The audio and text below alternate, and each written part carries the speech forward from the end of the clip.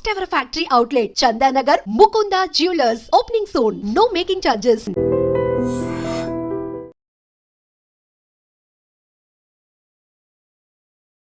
Hi hello namaste, welcome back to iDream Media. ఈ రోజు మనతో ఉన్నారు విశ్వేశ్వర రెడ్డి గారు. ముఖ్యంగా యుఎస్ లో ఉన్న సిచ్యువేషన్స్ గురించి, అక్కడ అప్డేట్స్ గురించి ఒకసారి సార్ అడిగి తెలుసుకుందాం. సార్ అందరికి సుపరిచితులే, సో అక్కడ విషయాలు ఒకసారి తెలుసుకుందాం. నమస్కారం విశ్వేశ్వర రెడ్డి గారు. నమస్కారం సార్. లేటెస్ట్ అమెరికన్ అప్డేట్స్ చూసుకున్నట్లయితే ఫస్ట్ థింగ్, ఎవరైతే డిపెండబుల్ వీసా మీద అక్కడ ఉంటూ ఉంటారో, ఎవరైతే గ్రీన్ కార్డ్స్ మీద వెళ్ళి అక్కడ ఉన్న వాళ్ళు స్పౌజ్ అయి ఉండొచ్చు, పేరెంట్స్ అయి ఉండొచ్చు, వాళ్ళు ఎయిర్పోర్ట్స్ లో ఉన్న టైంలో సెలవులకి ఇక్కడ నుంచి వచ్చి అక్కడికి వెళ్తున్న టైంలో అయి ఉండొచ్చు, వాళ్ళ పాస్పోర్ట్స్ చేతికి ఇచ్చేయమని అక్కడ అధికారులు చెప్తున్నట్టు కొన్ని వార్తలు వస్తున్నాయి. Is it true? ఒకవేళ నిజంగా అక్కడ ఇలా ఇమ్మని అడిగినట్లయితే ఎయిర్పోర్ట్ లో ఏం చేయాలంటారు? ఎక్కడ ఎయిర్పోర్ట్ అంటున్నారు? హైదరాబాద్ ఎయిర్పోర్ట్, అమెరికన్ ఎయిర్పోర్ట్ అంటారు? అమెరికన్ ఎయిర్పోర్ట్ లో తిరిగి వెళ్ళినప్పుడు. మళ్ళీ you can rephrase the question. So ఎవరైతే డిపెండబుల్ వీసా మీద అమెరికాలో ఉంటున్నారో, గ్రీన్ కార్డ్ హోల్డర్, వాళ్ళ స్పౌస్ అయి ఉండొచ్చు, అంటే వాళ్ళ భార్య అయి ఉండొచ్చు, అంటే వాళ్ళ పేరెంట్స్ అయి ఉండొచ్చు, వాళ్ళు ఇండియాకి సెలవుల కోసం వస్తున్నా, వేరే వర్క్ మీద వస్తున్నా సరే, వాళ్ళు అక్కడ ఫ్లైట్ ఎక్కే ముందు అక్కడ ఎయిర్పోర్ట్లోకి ఎంటర్ అయినప్పుడు వాళ్ళ పాస్పోర్ట్స్ తీసుకొని వాళ్ళని హోల్డ్లో పెట్టడం, వాళ్ళకి కొన్ని ఆంక్షలు విధించడం జరుగుతున్నాయి అని చెప్పేసి వార్తలు వస్తున్నాయి. Is it true? లేదు లేదు, కరెక్ట్ కాదు. అంటే రిటర్న్ లో ఇండియాకి వస్తున్నప్పుడు కదా ఇది. ఇండియాకి వచ్చేటప్పుడు ఏం అడగరు. ఇండియాకి వచ్చేటప్పుడు అది బికాజ్ అది హోమ్ కంట్రీ డిపార్చర్ కిందకి వస్తుంది. సో ఇండియన్ పాస్పోర్ట్ హోల్డర్స్ ఇండియాకి వెళ్ళాలనుకున్నప్పుడు ఎప్పుడైనా వెళ్ళొచ్చు. అక్కడ అమెరికాకి జీరో ఆబ్జెక్షన్ ఉంటుంది. అప్పుడు ఇండియా లోపలికి రావటప్పుడు ఇండియా వెరిఫై చేసుకుంటుంది వీళ్ళకి ప్రాపర్ పాస్పోర్ట్ ఉందా లేదా, వీళ్ళకి ప్రాపర్ ఇండియాకి వచ్చే ఎలిజిబిలిటీ డాక్యుమెంట్స్ ఉన్నాయి. అంటే ఎప్పుడైనా ఇమిగ్రేషన్ లాలో ఎలా ఉంటుందంటే, ఎవరు ఏ కంట్రీకి వెళ్తున్నారో ఆ కంట్రీ డాక్యుమెంట్స్ చూస్తారు తప్ప హోమ్ కంట్రీకి, అంటే వేర్ వి బర్త్ ప్లేస్ లో ఉన్న మనకి ఏదైతే పాస్పోర్ట్ ఉంటుందో వాళ్ళు ఎప్పుడు కూడా హోమ్ కంట్రీ వెరిఫికేషన్ ఉండదు. ఓకే. ఇన్ కేస్ ఇండియా నుంచి అమెరికా వస్తున్నప్పుడు అమెరికాలో అక్కడ దిగుతారు కదా, అప్పుడు పరిస్థితి ఏంటి? అప్పుడు ఏంటంటే, అప్పుడు అమెరికా అంటే అసలు యాక్చువల్ గా ఇండియాలో హైదరాబాద్ లోనే ఎయిర్పోర్ట్ లో మనం టికెట్ తీసుకునే ముందు ఏం చేస్తుంటారంటే, వాళ్ళు టిపికల్ గా మనకి ఎందుకు వెళ్తున్నారు అడుగుతారు. అంటే నేను వర్క్ చేస్తున్నాను అనుకోండి, వర్క్ వీసా చూపించమంటారు. నేను ఆమె పర్మనెంట్ రెసిడెంట్ అంటే గ్రీన్ కార్డ్ చూపించమంటారు. ఆమె సిటిజన్ అంటే వాళ్ళు యుఎస్ పాస్పోర్ట్ అడుగుతారు. అంటే టిపికల్ గా మనకి బోర్డింగ్ పాస్ ఇచ్చే ముందే ఈ 3 వెరిఫికేషన్ చేసుకుంటారు వాళ్ళు. అంటే whether you are rightfully you are going to that foreign land అని వెరిఫై చేసుకున్నాకే మనకు బోర్డింగ్ పాస్లు ఇస్తారు. Otherwise they don't issue the boarding passes. అంటే ఇక్కడ ఇంకొక విషయం నేను అబ్జర్వ్ చేస్తుంది అంటే, నేను అక్కడ వచ్చిన వార్తలు చదివినప్పుడు కొన్ని వెబ్సైట్స్ లో అవి వాళ్ళ భర్తకి కి ఎంతకాలంగా వాళ్ళు దూరంగా ఉన్నారు, ఇమీడియట్ గా పెళ్లి అయితే ఎంతకాలం దూరం ఉన్నారు, వాళ్ళ మధ్యలో బాండింగ్ ఎలా ఉంది, ఇవి కూడా చెక్ చేస్తున్నారు అని, అవి గాసిప్స్ కింద చూడాలి లేదా ఇందులో కూడా నిజంగా ఉంది? అంటే ఇందులో 2 types of we can look at it. అంటే కేస్ టు కేస్ వ్యారీ అవుతుంది. వాళ్ళ దగ్గర ఏంటంటే, ఎప్పుడైతే పోర్ట్ ఆఫ్ ఎంట్రీలో మన దగ్గర బోర్డింగ్ పాస్ తీసుకున్నాక వాళ్ళకి ఏం చేస్తారంటే, మన ఇమిగ్రేషన్ అయ్యాక మన ఫ్లైట్ అంటే ఏ రూపకంగా వస్తుంది అమెరికా అనేది, whether it's coming from Dubai, Qatar, what ever country, London ఎక్కడి నుంచి వస్తుందో, వచ్చే ముందు ఏం చేస్తారంటే, వన్స్ ద పొజిషన్ క్లోజ్డ్ అయిన తర్వాత ఈ డేటా అంతా యుఎస్ పంపిస్తారు. యుఎస్ పంపించాక ఆ డేటా అంతా వాళ్ళకి బ్యాక్గ్రౌండ్ చెక్ ఎఫ్బిఐకి వెళ్ళిపోయి మళ్ళీ వీళ్ళ దగ్గరకు వస్తుంది, ఏది సిబిపి ఆఫీస్కి వస్తుంది. వచ్చిన దగ్గర వెరిఫై చేసుకుంటారు వీళ్ళు ఎక్కడి నుంచి వస్తున్నారు, వీళ్ళ బ్యాక్గ్రౌండ్ ఏంటి, వీళ్ళది ఎనీ ఇష్యూస్ ఉన్నాయా, అంటే ఇమిగ్రేషన్ ఇష్యూస్ ఉన్నాయా. In case if there is an immigration issues, వాళ్ళు ఏం చేస్తారంటే పిలిచి అక్కడ పోర్ట్ ఆఫ్ ఎంట్రీలోనే జనరల్ ఇన్స్పెక్షన్ చేయొచ్చు, రిగరస్ ఇన్స్పెక్షన్ చేయొచ్చు, సెకండరీ ఇన్స్పెక్షన్ చేయొచ్చు. సో ఈ 3 టైప్స్ ఆఫ్ ఇన్స్పెక్షన్ జరుగుతాయి. జనరల్ ఇన్స్పెక్షన్ అంటే వాళ్ళకి తెలిసిపోతుంది, అంటే గ్రీన్, ఎల్లో, రెడ్ ఛానల్ లాగా మనం ఇక్కడ పోర్ట్ ఆఫ్ ఎంట్రీలో ఉంటాయి చూడండి, అట్లా కస్టమ్స్ లలో green, red, yellow channel type. ఇది కూడా టిపికల్ గా ఎలా ఉంటుందంటే, వాళ్ళకి if they have background, very good background ఉంటే లోపలికి స్మూత్ గానే అడుగుతారు, కపుల్ ఆఫ్ క్వశ్చన్స్ అడిగి రాణిస్తారు. లేదు ఇంకా వాళ్ళకి డౌట్ ఉంటే ఒక 10 క్వశ్చన్స్ అడుగుతారు. ఇంకా బాగా డౌట్ ఉంటే ఏం చేస్తారంటే, వాళ్ళ ఫోల్డరు, ప్యాకెట్, పాస్పోర్ట్ అన్ని తీసుకొని సెకండరీ ఇన్స్పెక్షన్ అని ఒక పక్క రూమ్ తీసుకెళ్తారు. అక్కడ తీసుకెళ్లి ఒక 4-5 అవర్స్ కూర్చోబెడతారు. కూర్చోబెట్టి ఆ 4-5 అవర్స్ లోపల ఏం చేస్తారంటే, వాళ్ళ పాస్పోర్టు, వాళ్ళ ఫోను, వాళ్ళ కంప్యూటరు, వాళ్ళ అన్ని తీసుకొని కూర్చోబెట్టి ఈ 4-5 అవర్స్ లోపల, అంటే వాట్ ఎవర్ దట్ స్టిపులేటెడ్ టైంలో వీళ్ళు ఏం చేస్తారంటే వాళ్ళ బ్యాక్గ్రౌండ్ చెక్ చేస్తారు. కంట్రీలో ఎప్పటి నుంచి వచ్చారు, ఎప్పుడు ఉన్నారు, ఇది మొదటిసారి వచ్చిందా లేకపోతే ఎన్నిసార్లు ఉన్న దానిలో ఇప్పుడు H1B మీద ఉంటే ఎవరు ఏ ఎంప్లాయర్ దగ్గర పనిచేస్తున్నాడు, ఎంప్లాయర్ దగ్గర అసలు జాబ్ ఉందా లేదా, అంటే టిపికల్ గా దే వెరిఫై ఎవ్రీథింగ్. ఒకవేళ ప్రయర్లీ ఏదైనా ఉంటే ఈయనకి ఏదైనా స్పీడింగ్ టికెట్లు ఉన్నాయా, లేకపోతే ఇంకేదైనా క్రిమినల్ రికార్డ్ ఉందా, you know what I'm talking, and everything they will verify. అక్కడ ఏదైనా వయలేషన్స్ ఉన్నాయని గమనిస్తే ఆ సెకండరీ ఇన్స్పెక్షన్ లో గుర్తుపడితే ఏం చేస్తారంటే వాళ్ళని మళ్ళీ ఇంటర్వ్యూ ప్రాసెస్ లో తీసుకెళ్తారు. తీసుకెళ్లి ఆ ఇంటర్వ్యూలో ఒకవేళ వాళ్ళు వయలేట్ చేసిన ఏమైనా ఉంటే ప్రజెంట్ చేస్తారు. దీస్ ఆర్ ద సిచ్యువేషన్స్ ఉన్నాయి, వాట్ యూ థింక్ అంటే వాళ్ళు మనం అగ్రి అయ్యాం అనుకోని, అగ్రి అయితే వాళ్ళ వీసా క్యాన్సిల్ చేసేసి మళ్ళీ అక్కడ నుండి డిపోర్ట్ చేస్తారు. అంటే ఇప్పుడు ఫర్ ఎగ్జాంపుల్ జనరల్ గా అమెరికా పెళ్ళికొడుకు అంటే ఎక్కువ మంది ఇంపార్టెన్స్ ఇస్తూ ఉంటారు. ఆ రకంగా ఎప్పుడైనా వాళ్ళ అమ్మాయిని తిరిగి అక్కడ పంపినప్పుడు డిపెండబుల్ వీసా మీద అమ్మాయి వెళ్తుంది కాబట్టి కరెక్ట్, H4 వీసా మీద వస్తారు. కానీ అమ్మాయి బాగా చదువుకున్న అమ్మాయి అనుకోవచ్చు, ఎంటెక్ పర్సన్ అయి ఉండొచ్చు. ఇన్ కేస్ ఆవిడ నేను ఇక్కడ కూడా జాబ్ చేస్తాను ఏమన్నా పొరపాటు అక్కడ రివీల్ చేసి ఉంటే అప్పుడు సిచ్యువేషన్ ఎలా ఉంటుంది? ఆ పాసిబిలిటీ, అదే ఆ ఇంటర్వ్యూయింగ్ ప్రాసెస్ అని ఇంతకుముందు చెప్పాను కదా. సో యూజువల్ గా మనం ఏం చేస్తామో H4 మీద ఉంటే తక్కువ క్వశ్చన్స్ అడుగుతారు, ఎందుకంటే they are not primary. In case వాళ్ళకి బాగా డౌట్ వస్తే వాళ్ళు అడగొచ్చు, అడిగితే ఆ పొటెన్షియల్ థింకింగ్ ఉంటే అప్పుడు ఆలోచిస్తారు. కానీ మెజారిటీ 98% పెద్ద ఇష్యూస్ ఏమి ఉండవు దానికి, ఎందుకంటే H1 వాళ్ళని బాగా వెరిఫై చేస్తారు, గ్రిల్ చేస్తారు, make sure that they have a job or not అని వెరిఫై చేసుకుంటారు. అంటే H1 వాళ్ళు ఎలాంటి జాగ్రత్తలు తీసుకోవాలంటారు అక్కడ ఇంటర్వ్యూ కానీ అక్కడ క్వశ్చన్ చేసినప్పుడు? తప్పకుండా వాళ్ళు H1B హోల్డర్ అసలు ఫస్ట్ ఆఫ్ ఆల్ మేము ఇండియాకి వెళ్ళొద్దనే సజెషన్ చేస్తున్నాం ఈ టైంలో పర్టికులర్ గా. ఇన్ కేసు వాళ్ళు ఇండియాకి వెళ్ళాల్సి వచ్చి ఎమర్జెన్సీ సిచ్యువేషన్ వెళ్ళాల్సి వస్తే వచ్చే ముందు మీరు ఏదైతే ఎంప్లాయర్ దగ్గర పని చేయబోతున్నారో ఆ ఎంప్లాయర్ దగ్గర నుంచి ఒక క్లయింట్ లెటర్ కానీ, మీ ఎంప్లాయ్మెంట్ లెటర్ కానీ, మోస్ట్ రీసెంట్ పే స్టెప్స్ కానీ, లాస్ట్ W2s కానివ్వండి, ఇవి మీరు ఒక ఫోల్డర్ లో పెట్టుకోండి. వాళ్ళు వచ్చి అడిగినప్పుడు మీరు ఫేర్ గా చూపించేటట్టు, అంటే పాస్ట్ 2-3 ఏళ్ల నుంచి ఆ కంపెనీతో పనిచేసి ఉంటే వాళ్ళ కంపెనీ W2s కానివ్వండి, మోస్ట్ రీసెంట్ గా మనం ఇయర్ లో పే స్టబ్స్ ఉంటాయి, ఎవ్రీ మంత్ కానీ 15 days కానీ పే స్టబ్స్ ఉంటాయి, అవి హోల్డ్ చేయడం కానీ, తర్వాత ట్యాక్స్ రిటర్న్స్ కానీ ఏవైతే ఉంటాయో అది కూడా, తర్వాత ఏదైతే క్లయింట్ లొకేషన్ లో పనిచేస్తున్నారో వాళ్ళ బ్యాడ్జ్ ఉంటుంది, ఆ కంపెనీ బ్యాడ్జ్ ఉంటుంది కదా, ఆ బ్యాడ్జింగ్ కూడా పెట్టుకొని ఉంటే జాగ్రత్తలు ఉంటే వాళ్ళు ఏ క్వశ్చన్స్ అడిగినా మనం 1 by 1 మనం ప్రజెంట్ చేయగలిగితే ఏమవుతుంది అంటే వాళ్ళకి కూడా కాన్ఫిడెన్స్ వస్తుంది. దిస్ గైజ్ వర్క్ ప్లేస్ లో ఉంది, ఈయనకి పర్మనెంట్ ఎంప్లాయ్మెంట్ ఉంది అక్కడ, సో అంచేత మనం ఆయనని వెల్కమ్ చెప్పాలి అన్నట్టు ఉంటుంది. వాళ్ళు వెరిఫై చేసుకొని అవన్నీ వ్యాలిడిటీ ఉంటే తప్పకుండా వాళ్ళు వెల్కమ్ చెప్తారు, అండ్ విత్ గుడ్ మూమెంట్స్ తో వెల్కమ్ చెప్తారు. అండ్ సార్ ఎలాంటి సినారియోలో అయినా ఇన్ కేస్ అక్కడ ఆఫీసర్స్ అంటే ఇక్కడ పర్సన్ ని పాస్పోర్ట్ హ్యాండ్ ఓవర్ చేయమనే సిచ్యువేషన్ వస్తుందంటారా? ఎలాంటి సిచ్యువేషన్ లో రావచ్చు వస్తే? ఇప్పుడు సెకండరీ ఇన్స్పెక్షన్కి వెళ్ళినప్పుడు మనం తప్పకుండా పాస్పోర్ట్ హ్యాండ్ ఓవర్ చేయాల్సి వస్తుంది. ఓకే. సెకండరీ ఇప్పుడు మనం ఏదైతే ప్రైమరీ ఇన్స్పెక్షన్ అంటే ప్రతి దానికి వాళ్ళు పాస్పోర్ట్ తీసుకుంటారు, పాస్పోర్ట్ స్కాన్ చేస్తారు, వాళ్ళ దగ్గర కంప్యూటర్ ఉంటుంది కదా. ఇప్పుడు you're an Indian, you're coming on F1 visa, so passport తీసుకుంటారు, ఫింగర్ ప్రింటింగ్ తీసుకుంటారు, తర్వాత ఐరిష్ చెక్ చేస్తారు, పిక్చర్ తీస్తారు, ఫింగర్ ప్రింటింగ్ టోటల్ 10 fingers అంటే 2 hands పెట్టి 10 fingers చెక్ చేసుకున్న తర్వాత ఇంటర్వ్యూ క్వశ్చన్స్ ఉండి దాని తర్వాతనే పంపిస్తారు. ఈ పాస్పోర్ట్ అందులో స్కాన్ చేస్తేనే అప్పుడు వాళ్ళకి డీటెయిల్స్ అన్ని వస్తాయి కదా. So 100% they collect the passport. Only thing ఏంటంటే గ్రీన్ లాగా ఉంటే మళ్ళీ they will hand over everything, passport ఇచ్చేసి నో వెల్కమ్ టు అమెరికా అని చెప్పేసి పంపించేస్తారు. సో అది H1B ఏదంటే వాళ్ళ ఎంప్లాయ్మెంట్ ఉందా లేదా వెరిఫై చేసుకొని ఆ క్వశ్చన్స్ అడుగుతారు, ఎక్కడ పని చేస్తున్నారు, ఏంటి, ఏ జాబ్ చేస్తున్నారు, ప్రోగ్రామ్ అనలిస్టా ఏంటి అంటే డేటా అనలిస్టా, దోస్ కైండ్ ఆఫ్ క్వశ్చన్స్ అన్నట్టు. సో క్లయింట్ లొకేషన్ లో జాబ్ ఉందా వెరిఫై చేసుకొని, మీ ఎంప్లాయర్ తో టచ్ లో ఉన్నావా, అంటే దీస్ ఆర్ ద కొన్ని కామన్ మినిమం క్వశ్చన్స్ ఉంటాయి కదా. ఆ మినిమం క్వశ్చన్స్ అడిగాక మళ్ళీ దే హ్యాండ్ ఓవర్, లోపలికి వెళ్ళాక ఫస్ట్ పాస్పోర్ట్ తీసుకొని క్వశ్చన్స్ అడిగాక మళ్ళీ పాస్పోర్ట్ హ్యాండ్ ఓవర్ చేస్తారు. సో పాస్పోర్ట్ తీసుకోవడం అనేది ఒక common practice. Only American citizens అయి ఉండి వాళ్ళకి గ్లోబల్ ఎంట్రీ ఉంటే తప్ప, వీళ్ళని యూజువల్ గా గ్లోబల్ ఎంట్రీ ఉన్న వాళ్ళకి ఎలా ఉంటుందంటే వాళ్ళకి ఐరిష్ తో టెస్ట్ చేస్తారు, వాళ్ళకి ఇండిపెండెంట్ గా వాళ్ళే స్కాన్ చేసుకోవచ్చు, వాళ్ళే పిక్చర్ దిగొచ్చు. ఇప్పుడు యాప్ కూడా వచ్చింది, గ్లోబల్ ఎంట్రీ యాప్. సో అందులోనే వాళ్ళు ఫోటోలు తీసుకొని సబ్మిట్ చేస్తారు, ఆఫీసర్ సిబిపి ఆఫీసర్ వెరిఫై చేసుకొని ఎవ్రీథింగ్ గుడ్ ఉందంటే వాళ్ళు ఈవెన్ పాస్పోర్ట్ కూడా అడగరు, యూ కెన్ గో అని చెప్పేస్తారు, ఎందుకంటే వాళ్ళకి బ్యాక్గ్రౌండ్ చెక్లు వ్యాలిడేషన్ అంతా జరుగుతుంది కాబట్టి.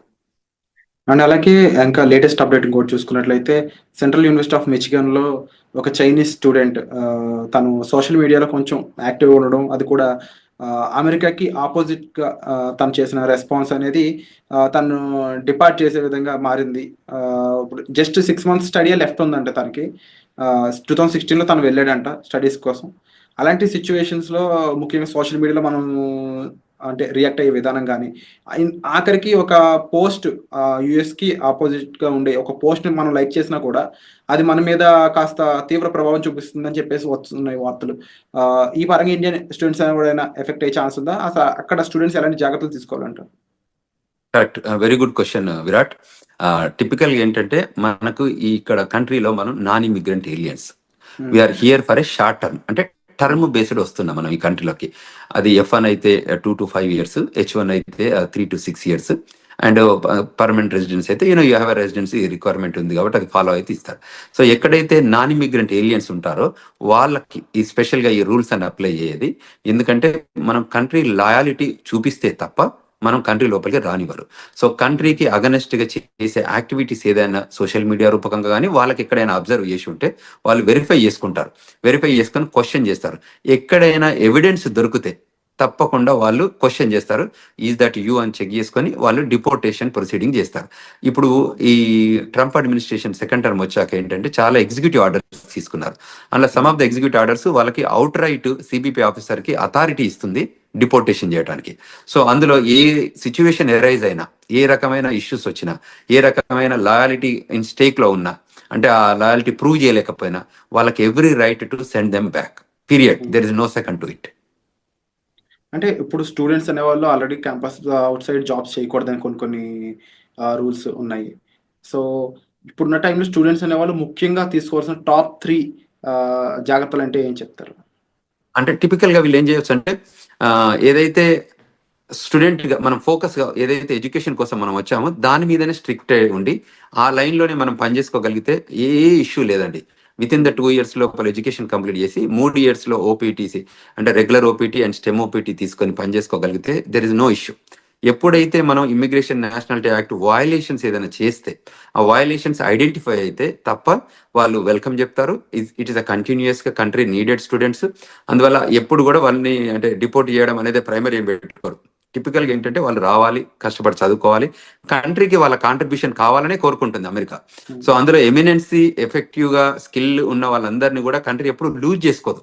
ఎప్పుడైనా స్కిల్ లేబర్ కానివ్వండి, స్కిల్ నాలెడ్జ్ ఉన్న వాళ్ళు కానివ్వండి, ఎడ్యుకేషన్లో కానీ ఎంప్లాయ్మెంట్ కానీ ఎక్స్ట్రాడినరీ ఎబిలిటీ మనం పెర్ఫామ్ చేస్తే అమెరికా ఎప్పుడు కూడా వెళ్ళగొట్టదు.